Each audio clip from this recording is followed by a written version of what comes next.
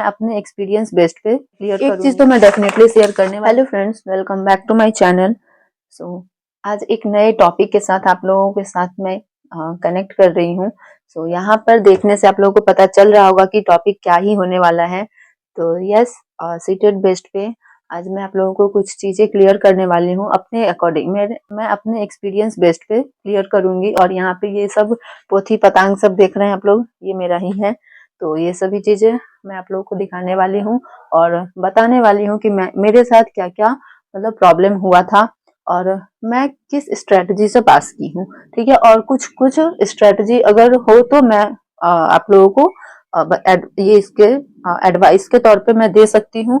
तो बस यही चीज मैं अपने चैनल के थ्रू आप लोगों तक पहुंचाना चाहती हूँ कि किस किस को कैसा कैसा स्ट्रेटजी के लिए आप लोग कर सकते हो, तैयारी उस बेस्ड पे कर सकते हो। क्योंकि अभी से हमारे पास 2 महीना का टाइम है सीटेट का। ठीक है, तो और जैसा कि सबको पता है कि 2025 में एग्जाम भी नहीं हुआ, तो बहुत सारे कैंडिडेट इसमें अपीयर होने वाले होंगे।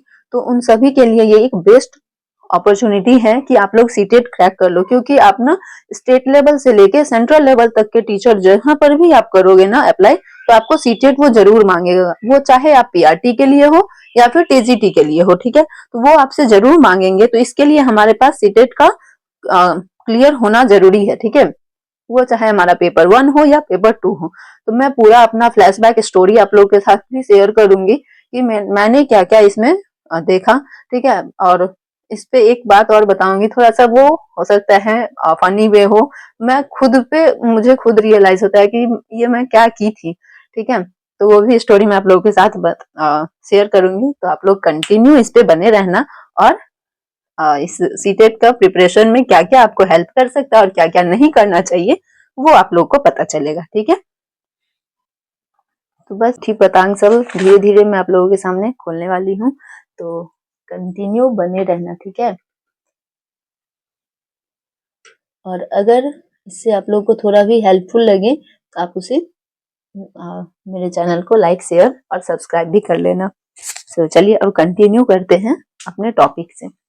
तो यहाँ पे क्या है कि ये सब कुछ सीटेट का ही मेरा शॉर्ट नोट्स है। ठीक है, अगर चाहो, अगर आप लोग बोलोगे तो मैं इसमें से कुछ कुछ चीजें जो भी होगी जरूरत की वो मैं शेयर कर दूंगी। और एक चीज तो मैं डेफिनेटली शेयर करने वाली हूँ, इस पेज को।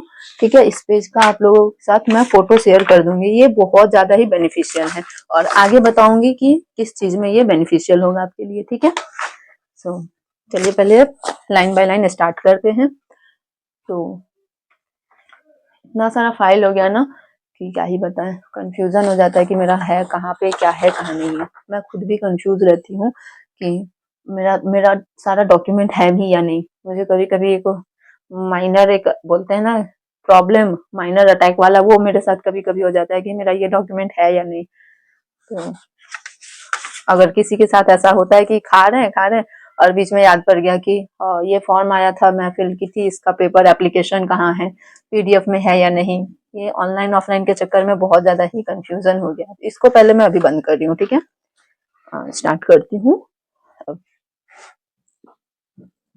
अब जैसे कि देखो, यहाँ पे अभी सीटेट का फॉर्म फिल हो रहा है। तो आप लोग को पता होगा कि सीटेट के फॉर्म फिल करने का अभी 18 दिसंबर तक का लास्ट डेट है आपका। तो जिन लोगों ने भी अगर फॉर्म नहीं फिल किया है तो वो जरूर से जरूर कर लेना। क्योंकि जिस तरह से इस बार 2025 में हुआ है कि सीटेट पेपर लिया ही नहीं गया, बहुत सारे बच्चे इसमें डरे हुए हैं। जैसे कि हर बार 2 बार होता था, इस बार 1 बार भी नहीं हो पाया। अगर हम एलिजिबल हैं, ठीक है, तो आपको दे देना चाहिए। क्योंकि सीटेट एक ऐसा पेपर है कि आप अपीयरिंग में भी दे सकते हैं। ठीक है, जैसे कि अगर बिहार से है, ठीक है, तो बिहार से एस्टेट भी होता है जो 9-10 के लिए आपको एलिजिबिलिटी प्रोवाइड करता है। लेकिन वहां पर हम नहीं, एस्टेट में अपीयरिंग वाले नहीं दे सकते जब तक आपका बीएड क्लियर नहीं होता है। लेकिन सीटेट में हमारे पास ऑप्शन होता है कि हम उसको कंप्लीट, अगर नहीं भी हुआ है हमारा बीएड, तो हम अपीयरिंग बेस्ड पर दे सकते हैं। तो मैं अपना एक स्टोरी आप लोगों के साथ शेयर कर रही हूँ। जैसे कि 2022 में मैं अपना सीटेट दी थी। ठीक है, मेरा वो बैच बीएड में मेरा एडमिशन हुआ था और मैं अपीयरिंग में थी। और जब अपीयरिंग में थी तो मुझे मतलब ये पता नहीं था कि अपीयरिंग बेस्ड पे होता है या कुछ भी, मुझे कोई आइडिया नहीं था, जीरो आइडिया था इसके बारे में कि सीटेट का क्या होता है। बट ये उस टाइम में मेरे को जब फॉर्म आया तो थैंक टू गॉड, तो उन्होंने उनके आशीर्वाद से, उनके हेल्प से मुझे ये पता चला कि सीटेट जो भी जिन लोगों ने भी बीएड किया हुआ है वो सीटेट का एग्जाम देंगे तो ही आगे टीचर बनेंगे, ठीक है। और उस टाइम पे क्या था ना, सीटेट टेट बेस्ड पे ही टीचर बनते थे। तो अचानक से मैंने वो एग्जाम दिया, ठीक है। तो उस एग्जाम में मेरा 2022 था, 2022 में मेरा, यहाँ पे मैं आप लोगों को अपना मार्क्स दिखा रही हूँ, ठीक है। मेरा मैथ साइंस से था, तो उस टाइम में मैं पेपर 1 और पेपर 2 दोनों दी हुई थी। तो यहाँ पेपर 1 मेरा, यहाँ पे आप देख सकते हैं, ये है पेपर 1 के लिए, ठीक है। यहाँ पेपर 1 दिख रहा है, ये पेपर 1 के लिए मैं दी थी। तो पेपर 1 में मेरा 97 आया था 150 में, और इधर पेपर 2 का है जिसमें 150 में 86 आया था। तो 86 यहाँ पे मैं नॉट क्वालिफाइड देखी थी, तो मैं डर गई, और डर भी गई, और मुझे फिर भी कोई आइडिया नहीं था, एक तरह से आप ये बोलो तो, ठीक है। तो इस पेपर में क्या हुआ मेरे साथ, मतलब पीआरटी के लिए मैं तो क्वालिफाइड हो गई, लेकिन मुझे वहां पे मिलता है झटका। तो झटका क्या मिला कि सुप्रीम कोर्ट से जजमेंट आता है कि बीएड वालों के लिए पीआरटी अब नहीं है, पीआरटी से बीएड वालों को निकाल दिया गया है, ठीक है। एक तरह से वो बोलो तो अच्छा भी हुआ, क्योंकि अगर बीएड वाले भी पीआरटी में बैठेंगे, टीजीटी में बैठेंगे, पीजीटी में बैठेंगे, वो अगर सब जगह बैठेंगे तो डीएलएड वालों का सीट कट जा रहा था, क्योंकि मेरिट बेस्ड पे होता था। अगर डीएलएड वालों का भी मार्क्स और बीएड वालों का भी मार्क्स अगर पीआरटी में सेम आ गया तो वहां पे बीएड वाले को चॉइस कर लेते थे और डीएलएड वाले छूट जाते थे। तो ये एक तरह से अच्छा हुआ, लेकिन जो इस लाइन में थे उनको तो थोड़ा सा धक धक होगा ना कि ऐसा, मतलब ऐसा जजमेंट आ गया। लेकिन फिर भी मैं बोलूंगी कि वो सही था, क्योंकि ये सबका राइट है अपने अपने ये एजुकेशन का, अपने डिग्री का, और अपना मतलब जो भी कैपेबिलिटी होता है हर जगह, जो जिस चीज के लिए आप कैपेबल हो वो चीज होना चाहिए उनके लिए, तो वो ठीक है। मुझे इन सब चीजों से कुछ फर्क नहीं पड़ा, क्योंकि मेरा बीएड क्लियर नहीं था और सीटेट में इस तरह का, तो पीआरटी मेरा क्वालिफाइड हो गया, इस पे नॉट क्वालिफाइड हो गया। लेकिन मैं ठहरी फीमेल कैटेगरी से, फीमेल कैटेगरी से थी। तो अब जाके ये थोड़ा सा क्लैरिफाई हो गया है कि 55% पे फीमेल को पास कर दिया जाता है। यहाँ पे आपको 82 से अबव लाना होगा। तो यहाँ आप देख सकते हैं कि मेरा 82 क्या 86 था, तो मैं तो पास थी। और उस टाइम में क्या था ना कि टेट बेस्ड पे ही टीचर बन जाते थे, तो मैं अपीयरिंग में ही दे दी थी। तो अपीयरिंग में मेरा एक तरफ से ये क्या हो गया, दोनों ही यहाँ पे पास हो गए थे। तो मेरे साथ ये एक स्टोरी बन गया कि मैं जहां से हूँ, मेरे उस जगह पे एक र्यूमर फैल गया, ठीक है। वो वास्तविकता अपने अकॉर्डिंग उन्होंने सही बता दिया, लेकिन ये बाद में एक र्यूमर का फॉर्म ले लिया कि टीचर बन गई है, टेट उसका निकल गया, ये सब टीचर बन गई है, वो सब हल्ला हो गया। लेकिन ऐसा तो कुछ था नहीं, और ये सब चीज मुझे कुछ इसके लिए कुछ भी आइडिया भी नहीं था कि मेरे बारे में ऐसा कुछ बाहर, मतलब मेरे घर पे बताया गया है। जब मैं अपने घर आई तो जब भी कहीं निकलती थी तो मुझे सब बोलते थे तो तुम्हारा तो टीचर में हो गया, टीचर में हो गया। तब जाके मेरे को पता चला अच्छा टेट बेस्ड पे ही टीचर होता था। लेकिन उसमें फिर एक आ गया इंसिडेंस, क्या कि बीपीएससी लागू कर दिया गया कि अगर आपने टेट क्लियर कर लिया है तो अब आपको बीपीएससी देना होगा। ले भाई, अब बीपीएससी निकालो। तो मुझे इस सब चीज से जितना भी उसमें मतलब नियम पे नियम गवर्नमेंट ने लाए कि, और प्रोसेस बढ़ता गया, तो मुझे इन सब चीजों से थोड़ा सा भी फर्क नहीं पड़ा। मैं बस सुनती आई, क्योंकि मुझे इस सब का कुछ उतना आइडिया नहीं था प्रोसेस का। तो हो गया वहां पे 2022 में। लेकिन मैं इस पे ये जो मेरा नॉट क्वालिफाइड लिख दिया, मुझे इस पे पूरा ट्रस्ट हो गया। और लोग जो बोल रहे थे कि फीमेल 82 पे ही पास है अपने स्टेट लेवल के लिए, तो मुझे थोड़ा सा भी रत्ती भर भरोसा नहीं हो रहा था। फिर क्या हुआ, फिर मैं 2000, और हाँ एक और बात, ये मैं बिना पढ़े दी थी पेपर, ठीक है। 2022 में जो मैंने पेपर दी थी वो बिना पढ़े दी थी, तो उसमें मेरा इतना आ गया। तो मेरा क्या था कि हाई हो गया कि बिना पढ़े तो मैं पास कर गई, ठीक है। लेकिन थोड़ा सा नॉट क्वालिफाइड देख के मूड ऑफ हो गया। लेकिन फिर मैं 2022 के बाद 23 में दी, तो मेरे दिमाग में था कि बिना पढ़े ही तो मैं पास कर गई, ठीक है।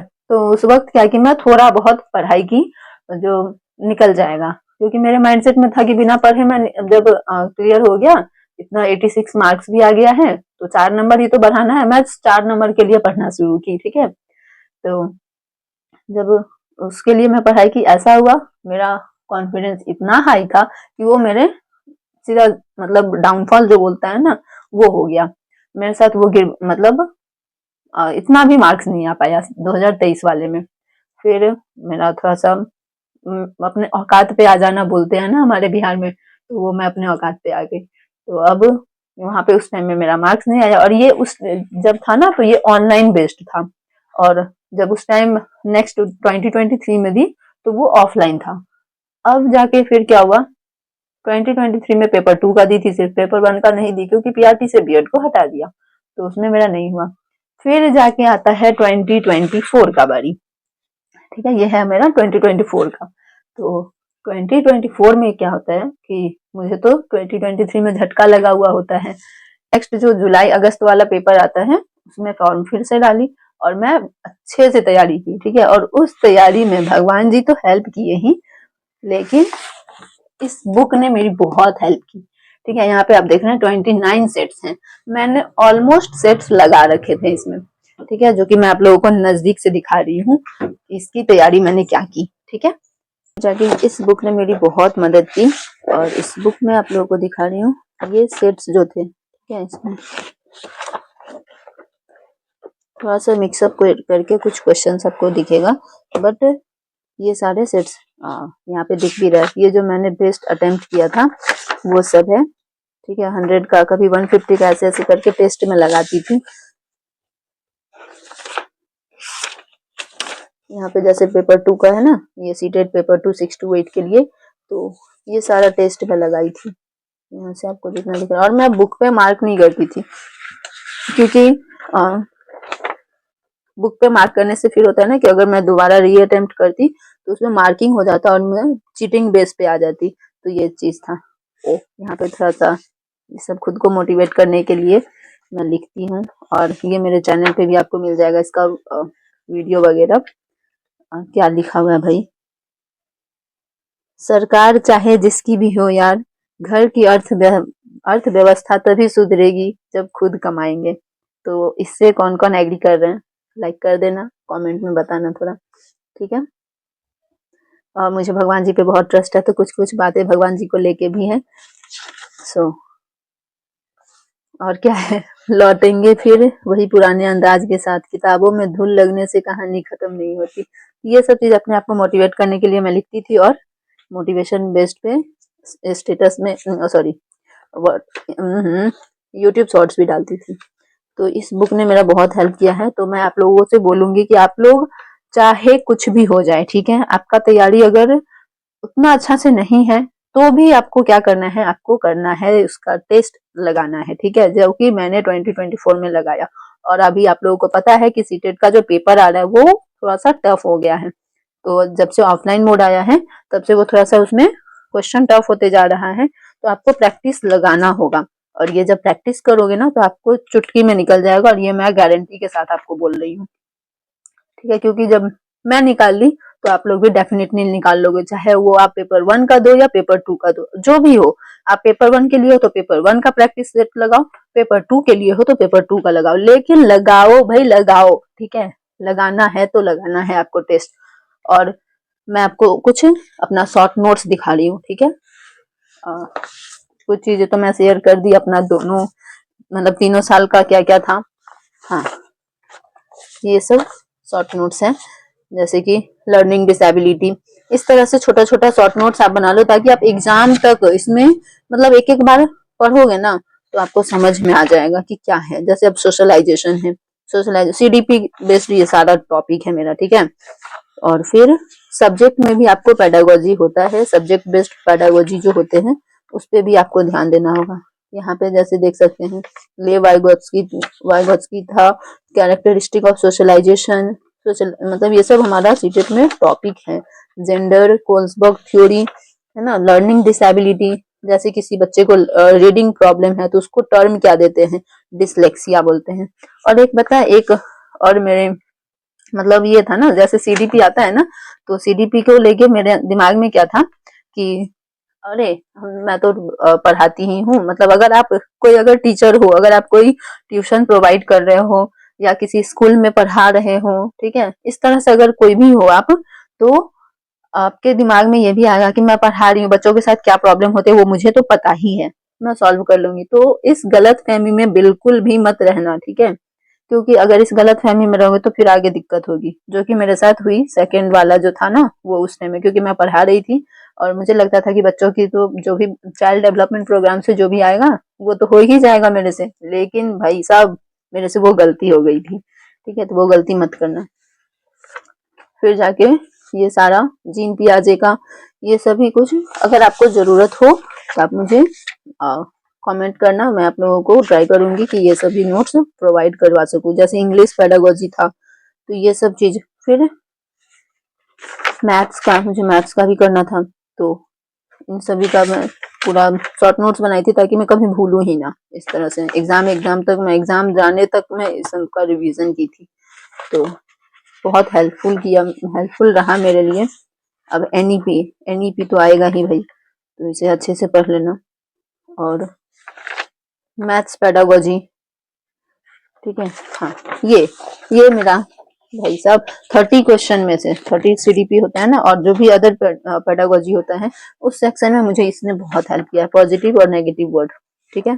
तो इसका मैं इस तरह से लगा रही हूँ, आप स्क्रीनशॉट ले लेना, ठीक है, दिख रहा है ना भाई।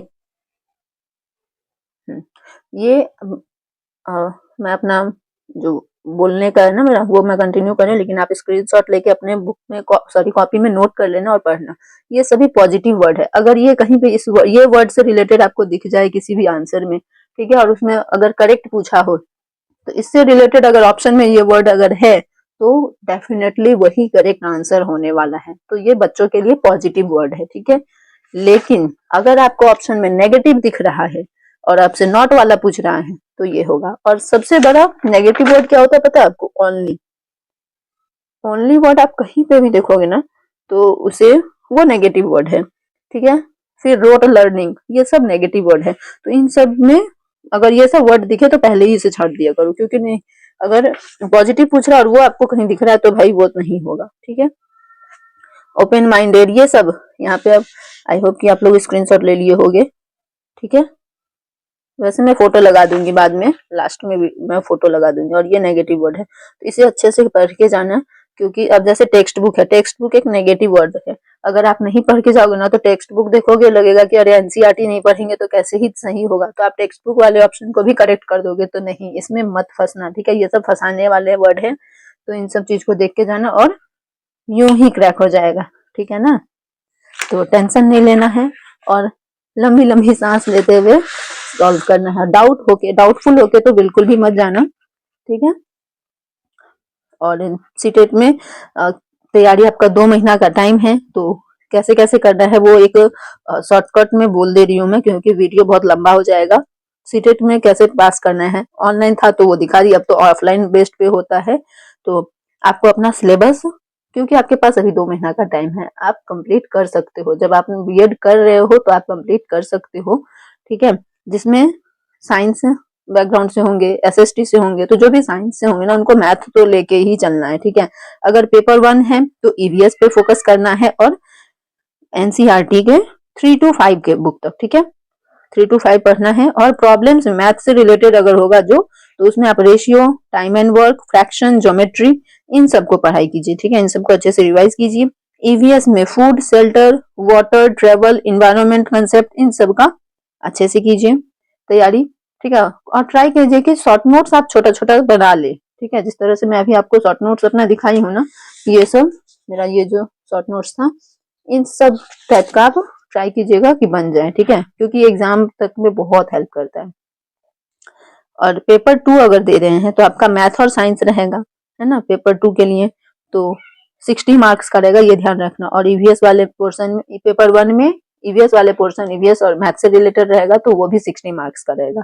सीडीपी 30 मार्क्स का, हिंदी इंग्लिश 30 मार्क्स का रहेगा। हिंदी इंग्लिश में ग्रामर रहता है, तो ये आप अच्छे से कर लेना, प्रैक्टिस करना, ठीक है। जब, और हाँ, प्रैक्टिस अलग से कुछ नहीं करना होगा, आप जो ये प्रैक्टिस कर लोगे ना, प्रैक्टिस सेट लगाओगे, अरे भाई इतना मोटा बुक 29 सेट्स हैं, है ना, 29 सेट्स, तो खैर मेरे से 29 सेट्स ऑलमोस्ट 20 में की थी, ठीक है। तो इतना भी अगर हो जाए तो आप कर सकते हो, अच्छे से करोगे। आप ट्राई करो कि वीक में, अभी से वीक में अगर आप 1 डे भी प्रैक्टिस कर रहे हो ना, और टाइम, हाँ टाइम, एक बार इसका टाइम मैनेजमेंट भी सीख लो। जैसे आपका जो एग्जाम टाइमिंग होता है, उस टाइमिंग के बेस्ड पे आपको करना है, उसी टाइम पे आपको इसका टेस्ट लगाना है, ताकि आपको भी आदत हो जाए कि हाँ भाई, आपका दिमाग उस घड़ी को समझ जाए कि इस टाइम पे मुझे टेस्ट लगाना है, मुझे क्वेश्चन करना है। और जब भी आप क्वेश्चन सॉल्व करने बैठो तो दिमाग में ये रखो कि मैं जो लगा रही हूँ वो सही लगा रही हूँ। और जब आप पढ़ाई करते हो तो दिमाग में इस बात को रखो कि मैं जो पढ़ रही हूँ वही क्वेश्चन एग्जाम में आएगा, तो डेफिनेटली क्रैक करोगे, ठीक है। तो इस आइडिया को लेके आप अपना तैयारी करो, इस स्ट्रेटेजी को फॉलो करो, तो एग्जाम क्रैक होगा, कोई नहीं रोक सकता है। सो और जिन लोगों ने फॉर्म फिल कर रखा है तो वो कमेंट में बताना कि किन किन लोगों ने आप लोगों में से फॉर्म फिल किया है और मेरी इन बातों से सहमत हैं, कमेंट में बताना, ठीक है। और अगर आपको सीटेट से रिलेटेड कुछ और भी जानकारी चाहिए हो तो आप मुझे पूछ सकते हो कमेंट बॉक्स में आके, मैं उसका जवाब देने के लिए तैयार हूँ। सो टाटा बाय बाय एवरीवन, मिलते हैं नेक्स्ट वीडियो में। और अगर आप लोगों का कोई प्रॉब्लम हो तो, क्योंकि मैं भी अभी तैयारी में लगी हुई हूँ तो मुझे उस पर भी ध्यान देना होता है। सो जरूर से जरूर, अगर आपका कोई दिक्कत होगा तो उसमें मैं पीछे नहीं हटूंगी। आपका जो भी प्रॉब्लम होगा उसके सॉल्यूशंस, उसके आंसर देने के लिए मैं तैयार हूँ। सो चलिए इसी के साथ करते हैं एंड। पर मैं सोच रही हूँ एंड करने से पहले एक देख लो थोड़ा सा। भगवान जी, वो वक्त जरूर लाना जब कामयाबी मेरी हो और खुशी मेरे माँ पापा की हो, है ना। उनके लिए तो जरूर से जरूर मेहनत करना। चलिए मिलते हैं अब नेक्स्ट वीडियो में। टाटा बाय बाय एवरीवन।